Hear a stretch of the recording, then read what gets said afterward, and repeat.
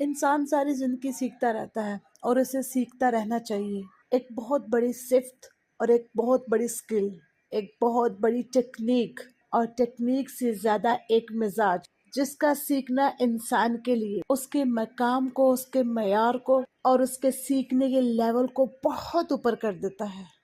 وہ ہے خاموشی اختیار کرنا۔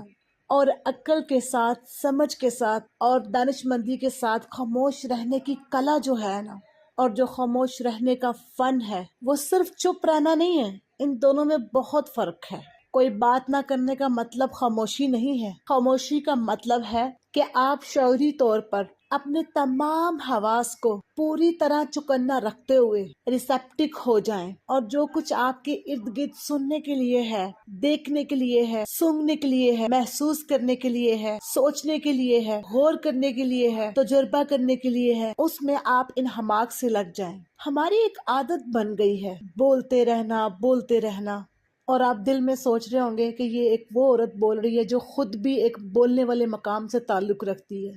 لیکن میں آپ کو پوری ایمانداری کے ساتھ، پوری ذمہ داری کے ساتھ عرض کر رہی ہوں کہ اگر ہمیں خاموش رہنے کا، ایکٹیولی خاموش رہنے کا فن آ جائے، اور ہم ہر وہ بات جو ہمارے دل میں آ رہی ہے اس کو فٹافٹ نکالنے کی کوشش نہ کریں، اور اگلے کی بات کا سنے اور سمجھے بغیر جواب دینے کی کوشش نہ کریں، اور اگر ہم بغیر وجہ کے بحث نہ کریں اور اس بات کو ثابت کرنے کی کوشش، بالکل ایک کنارہ کشی کر لیں، جو تم کہہ رہے ہو میں اس سے بہتر کہہ رہا ہوں اور سمجھتا ہوں،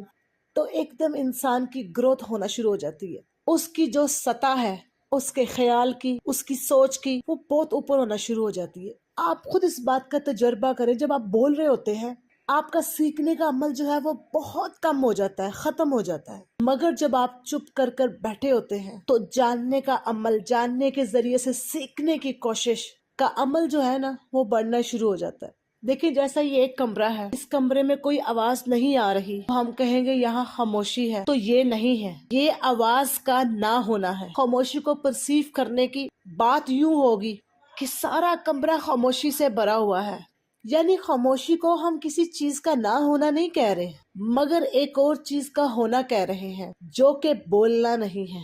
تو یہ بات ہے، پتہ نہیں میں اس بات کو پوری طریقے سے سمجھا سکی ہوں کہ نہیں، پر میں کوشش کر رہی ہوں۔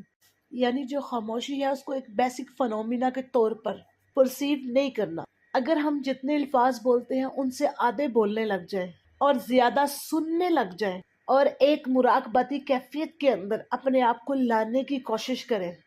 جس میں ہم اپنی اتھارٹی لوگوں پر جتانے کی بجائے، لوگوں کو یہ بتانے کے بجائے کہ مجھے تم سے زیادہ پتہ ہے، تم چپ کرو، تم رہنے دو، لوگوں کے عیب نکالنے کے بجائے ان کو پہلے ہی شک کی نگاہ سے دیکھنا شروع کر دو، ان کو پہلے ہی بولنے سے پہلے ہی ان کو روک دو، ان کی بات نہ سنو، بات سننے کی کوشش نہ کرو، اور ان کو ججمنٹ کرنا شروع کر دو۔ ہر شخص کو جو ہے نا، آپ لوگ ایک امید کی نگاہ سے دیکھیں، نہ کہ شک کی نگاہ سے، اور اس بات سے دیکھیں کہ یہ ایک اپرچونٹی ہے، کہ اس اپرچونٹی سے مجھے بہت کچھ مل سکتا ہے، کیوں نہ میں اس کی پوری بات سنوں، کہ یہ ایک اپرچونٹی ہے، اس اپرچونٹی سے مجھے بہت کچھ مل سکتا ہے،